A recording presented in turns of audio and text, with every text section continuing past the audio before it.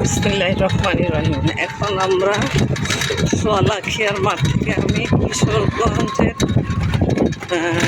করিমগঞ্জে যাচ্ছি। ওইখানে ইশাখার বাড়ি দেখতে যাব।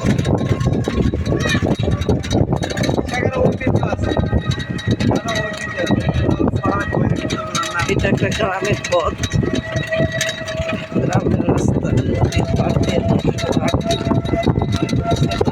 বিভিন্ন ধরনের ভরাট হয়ে গেছে।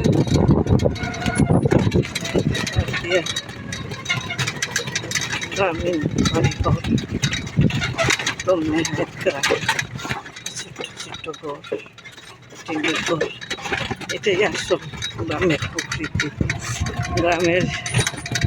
গ্রামের বাড়িতে গ্রামের ঘরই মানায়। গ্রামের বাড়িতে উত্তরা বসুন্ধরার মতো ঘর করলে মানায় না।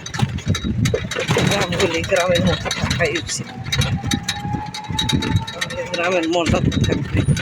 বাংলাদেশে যেভাবে মানুষ মাটি পুরে বিল্ডিং করছে, কাঁচা মাটি পোড়াইয়া, পোড়া মাটি বানায়, ইট বানায়া বিল্ডিং করতেছে, টাইলস করতেছে, এরকম বিলাসিতা করতে করতে বাংলার সেই সোনার মাটি, উর্বর মাটি আর মাটি থাকবে না। মানুষ, পশু পাখির জীবন জীবিকা হুমকি হয়ে দাঁড়াবে। এখানে দেখা যায় পোলট্রি, গ্রামের বাড়ি। এখানে আবার একটা বিলাসী বাড়ি। এখানে দেখা যায় গ্রামের বাড়িতে শহরে সোয়াল আছে। গ্রামের বাড়ি এসব টিনের ঘরে যে কি ঠান্ডা, গাছতলায় চালের রোদ্র লাগে না, অনেক ঠান্ডা লাগে, অনেক আরাম লাগে ঘুরতে। মানুষ তো বোঝে না, মানুষ টিনের ঘর ভাঙ্গা, মাটির ঘর ভাঙ্গা ইটের ঘর করে, ইটের ঘরে। এই ঘরে অন্য ঘর খেতে গরম অবশ্যই লাগবে। এই যে গ্রামের একটা খুব ভালো লাগে নিরিবিলি।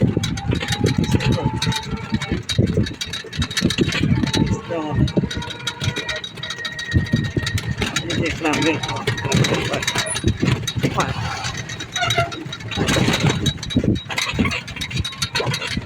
বাসা,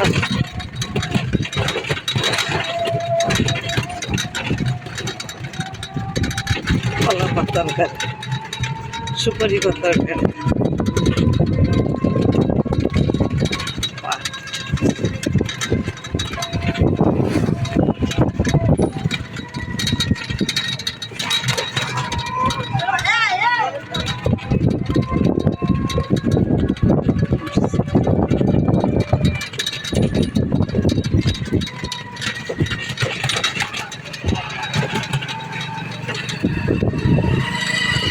মানুষ মনে করে ইট পাথর টাইলস দিয়ে একখান বাড়ি যদি কইরা রাখা যায় তাহলে মানুষ তাকে স্মরণ করবে, সম্মান করবে, আর সে দুনিয়াতে অমর হবে।